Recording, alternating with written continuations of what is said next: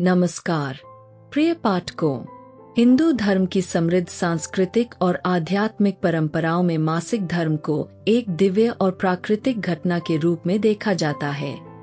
वेदों और पुराणों में इसे राजस्वला या मातृशक्ति का जागरण कहा गया है, जो स्त्री शरीर की सृजनात्मक ऊर्जा का प्रतीक है। मनुस्मृति अध्याय 5 और गरुड़ पुराण जैसे प्राचीन ग्रंथों के अनुसार इस अवस्था को अशुद्धि का समय माना जाता है, न कि दोषपूर्ण। इसका उद्देश्य स्त्री को शारीरिक और मानसिक आराम देना है, ताकि ऊर्जा का संतुलन बना रहे और पवित्र कार्यों की शुद्धता बनी रहे। यह नियम भेदभाव का नहीं, बल्कि ऊर्जा संरक्षण का सिद्धांत है। आधुनिक संत जैसे सद्गुरु जग्गी वासुदेव जी कहते हैं कि मासिक धर्म आंतरिक सफाई का पर्व है, जब बाहरी क्रियाओं से दूरी लेकर आत्मचिंतन किया जाए। 2025 में जब आज की तारीख 31 अक्टूबर है, तो कल यानी 1 नवंबर को देवउठनी एकादशी, कार्तिक शुक्ल एकादशी और 2 नवंबर को तुलसी विवाह का पावन अवसर है।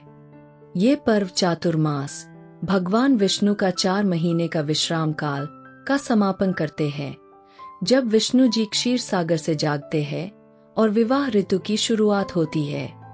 देवउठनी एकादशी पर विष्णु की जागृति और तुलसी विवाह पर तुलसी देवी का शालिग्राम भगवान से विवाह होता है, जो सत्यवान सावित्री कथा से प्रेरित है। ये पर्व धन समृद्धि, वैवाहिक सुख और पारिवारिक शांति लाते हैं। लेकिन यदि आप मासिक धर्म के दौरान हो, तो शास्त्रीय नियमों के अनुसार पूर्ण शारीरिक भागीदारी निषिद्ध है। इसका मतलब यह नहीं कि आप इन पर्वों से वंचित रहें। मानसिक भक्ति और संकल्प से भी पूर्ण पुण्य प्राप्त होता है। इस संपूर्ण लेख में हम पारंपरिक नियमों, विस्तृत विधि, क्षेत्रीय भिन्नताओं, लाभों, उपायों, वैज्ञानिक दृष्टिकोण और आध्यात्मिक महत्व को विस्तार से समझाएंगे। यह मार्गदर्शिका आपको आत्मविश्वास देगी, ताकि आप इन पर्वों का आनंद ले सकें। महत्वपूर्ण: स्थानीय पंडित या परिवार के बुजुर्गों से परामर्श अवश्य लें, क्योंकि परंपराएं क्षेत्रीय रूप से थोड़ी भिन्न हो सकती है। मासिक धर्म के दौरान पूजा के सामान्य नियम, शास्त्रीय आधार और व्यावहारिक सलाह। हिंदू शास्त्रों में मासिक धर्म को 3 चरणों में विभाजित किया गया है। पहले 3 दिन पूर्ण वर्जना, चौथा 5वां दिन स्नान के बाद सीमित भागीदारी और उसके बाद सामान्य। यदि रक्तस्राव 7 दिनों तक चले, तो भी 5वें दिन से शुरू करें। यह नियम विष्णु पुराण और विष्णु सहस्रनाम से जुड़ा है, जहाँ कहा गया है कि अशुद्धि काल में पवित्र कार्य न करना कर्म फल को दोगुना करता है। ऐतिहासिक रूप से प्राचीन भारत में स्त्रियां इस समय ऋतु कक्ष में रहती थीं, जहाँ वे ध्यान, योग और कथाएं सुनती थीं। वैज्ञानिक दृष्टिकोण से देखें तो चिकित्सा शास्त्र के अनुसार मासिक धर्म के दौरान एस्ट्रोजन और प्रोजेस्टेरोन हार्मोन में उतार चढ़ाव से शरीर थकान, दर्द और संवेदनशीलता महसूस करता है। इसलिए आराम, स्वच्छता और तनाव मुक्ति जरूरी है। आयुर्वेद में इसे आर्तव दोष कहा गया है, जिसका उपचार हल्दी दूध, अश्वगंधा और हल्के व्यायाम से होता है। आधुनिक मनोविज्ञान में यह समय सेल्फ केयर का अवसर है, जो मानसिक स्वास्थ्य सुधारता है। क्षेत्रीय भिन्नताओं की बात करें तो उत्तर भारत, उत्तर प्रदेश, राजस्थान, बिहार में नियम सख्त है, जहां तुलसी स्पर्श से तुलसी मुरझाने या पारिवारिक कलह का भय होता है और मानसिक पूजा को प्राथमिकता दी जाती है। दक्षिण भारत, केरल, तमिलनाडु, कर्नाटक में 3रे दिन से मानसिक जाप की अनुमति मिलती है, लेकिन मंदिर प्रवेश 5वें दिन से। पूर्वी भारत, पश्चिम बंगाल, ओडिशा में दुर्गा पूजा की परंपरा से प्रेरित होकर मासिक धर्म में रक्तकाली पूजा की छूट है, लेकिन विष्णु पूजा के लिए नहीं। तुलसी को वृंदावन देवी मानकर दूर से प्रार्थना की जाती है। वहीं पश्चिमी भारत, गुजरात, महाराष्ट्र में दृष्टिकोण लचीला है। चौथे दिन से परिवार सहायता से भागीदारी संभव है और तुलसी विवाह में संगीत जागरण को प्रोत्साहन मिलता है। इन नियमों का पालन करने के प्रमुख लाभ आध्यात्मिक रूप से विष्णु कृपा से वर्ष भर सुख शांति और दाम्पत्य जीवन में मधुरता लाते हैं। शारीरिक रूप से आराम से हार्मोनल संतुलन बना रहता है और संक्रमण से बचाव होता है। पारिवारिक स्तर पर सामंजस्य बढ़ता है, जबकि पुरानी मान्यताएं जीवित रहती है। मानसिक रूप से आत्मचिंतन से तनाव कम होता है और भक्ति की गहराई बढ़ती है। सामान्य वर्जनाओं में पूजा और आरती के दौरान मूर्ति या चित्र स्पर्श करना शामिल है, क्योंकि इससे ऊर्जा असंतुलन और विष्णु क्रोध का भय होता है। इसके बजाय दूर से मंत्र जाप करें या परिवार से करवाएं। ऑनलाइन लाइव पूजा देखें। मंदिर या पूजा स्थल प्रवेश निषिद्ध है, क्योंकि पवित्र स्थान की शुद्धता भंग हो सकती है और चंद्र दोष लग सकता है। वैकल्पिक रूप से घर के बाहर या बालकनी से प्रार्थना करें। वीडियो कथा सुनें। तुलसी स्पर्श या जल चढ़ाना पूर्ण निषिद्ध है, क्योंकि तुलसी विष्णु का रूप है और स्पर्श से सूखने या अशुभ फल का भय है, जो वृंदा कथा से जुड़ा है। परिवार के पुरुष या अन्य महिला से करवाएं। दूर से दर्शन और प्रार्थना करें। व्रत रखना संभव है, लेकिन पूजा न करें, क्योंकि शरीर कमजोर होता है। फलाहार, फल, नट्स, दूध लें। निर्जल यदि स्वास्थ्य अनुमति हो और पारण परिवार से करवाएं। कथा पाठ या श्रवण में पवित्र ग्रंथ न छुए, क्योंकि अशुद्धि से ग्रंथ प्रभावित हो सकता है।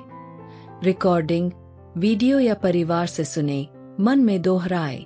रसोई कार्य या प्रसाद बनाना निषिद्ध है, क्योंकि अचार या दूध खराब हो सकता है और शुद्धता भंग होती है।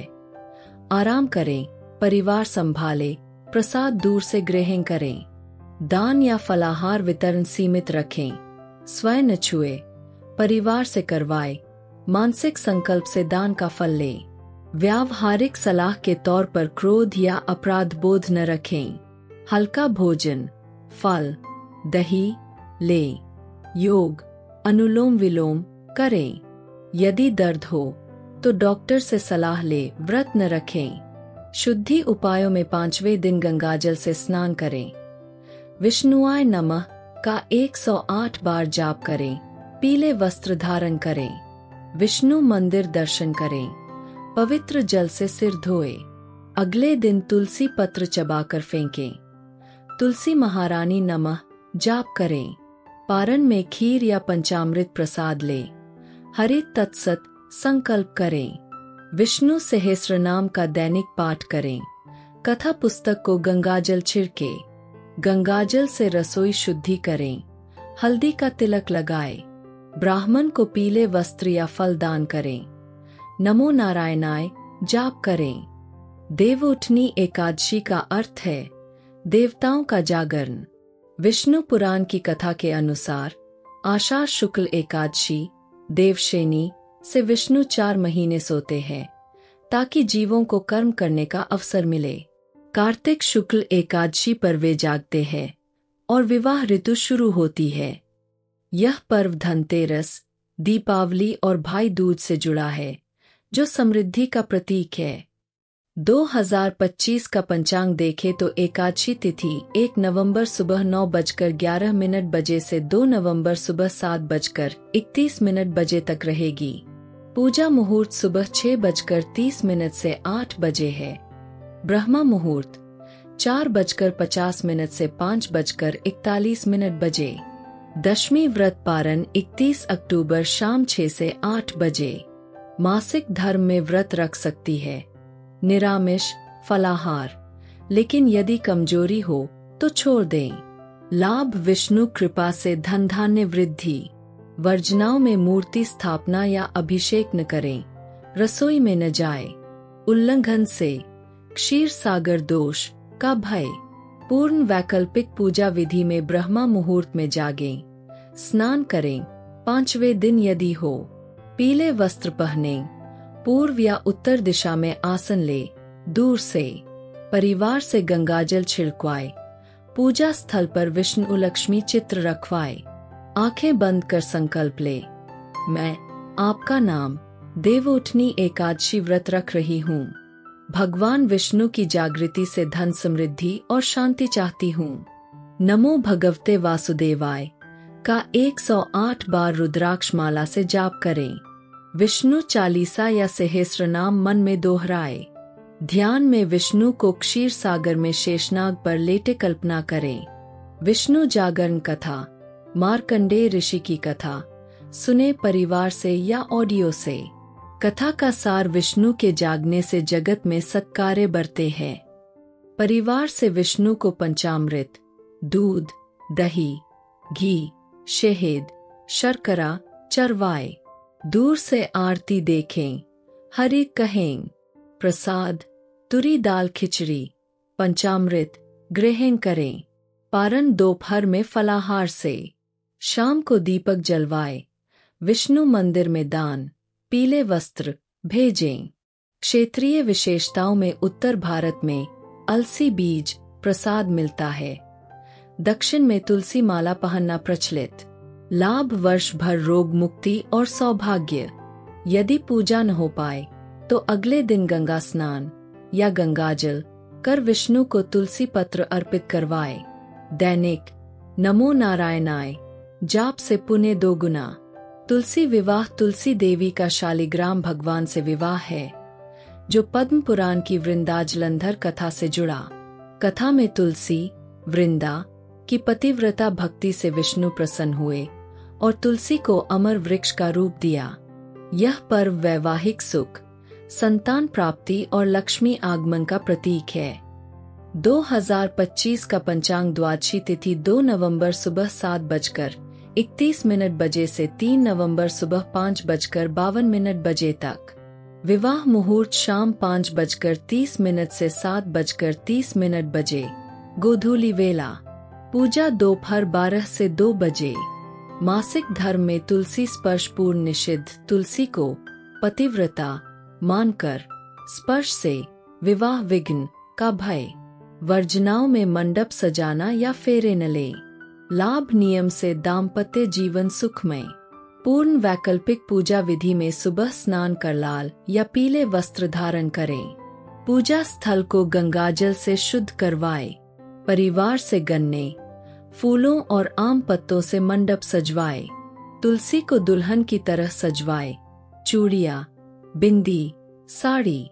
संकल्प ले, मैं नाम तुलसी शालिग्राम विवाह का साक्षी बनूंगी। विष्णु कृपा से वैवाहिक सुख और संतान चाहती हूँ। तुलसी महारानी नमः का 21 बार जाप करें। वृंदाजलंधर कथा सुने। तुलसी की भक्ति से पति उद्धार की कहानी। दूर से दर्शन करें। परिवार से कन्यादान, फेरे, 7 फेरे, सिंदूर दान और मंगलसूत्र करवाए। प्रार्थना करें, तुलसी जी हमारा विवाह भी ऐसा ही सुखी हो। आरती सुने। जय तुलसी देवी कहें। प्रसाद, मिठाई, पान, हलवा ग्रहण करें। भोजन में तुलसी पत्र डालें। रात को तुलसी को जल चढ़वाए। जागरण गीत गवाए। क्षेत्रीय विशेषताओं में गुजरात में रात्रि जागरण और संगीत। महाराष्ट्र में लोक नृत्य। लाभ घर में लक्ष्मी वास, कलह निवारण। यदि भाग न ले सके तो अगले दिन तुलसी पत्र चबाकर फेंके। हनुमान जी को चना गुड़दान। मानसिक फेरे से ही विवाह सुख का फल। स्वास्थ्य टिप्स के रूप में मासिक धर्म में हल्दी दूध, जीरा पानी पिए। योग, भुजंगासन, पश्चिमोत्तानासन। डॉक्टर सलाह ले यदि अनियमित हो। व्रत स्वास्थ्य के अनुसार रखें। फलाहार से विटामिन्स मिलेंगे। आध्यात्मिक महत्व में ये पर्व भक्ति को मन से जोड़ते हैं। शास्त्र कहते हैं, मनसा वाचा कर्मणा, मन से की गई पूजा सर्वोत्तम। आधुनिक दृष्टि में ये नियम स्त्री सशक्तिकरण के लिए आराम का समय है, जो ऊर्जा को पुनर्जीवित करते हैं। सामान्य उपायों में रोज नमो नारायणाय का 108 जाप। पीरियड समाप्ति पर ब्राह्मण को पीले वस्त्र, फल दान। परिवार में एकजुटता। ये पर्व सामूहिक भक्ति बढ़ाते हैं। प्रिय पाठकों, देवउठनी एकादशी और तुलसी विवाह भक्ति के त्योहार है जो नियमों के साथ मनाए जाए तो जीवन को आलोकित करते हैं। मासिक धर्म कोई बाधा नहीं बल्कि दिव्य ऊर्जा का समय है। इन पर्वों से आपका जीवन सुख समृद्धि से भरा हो। जय श्री विष्णु। जय तुलसी माता।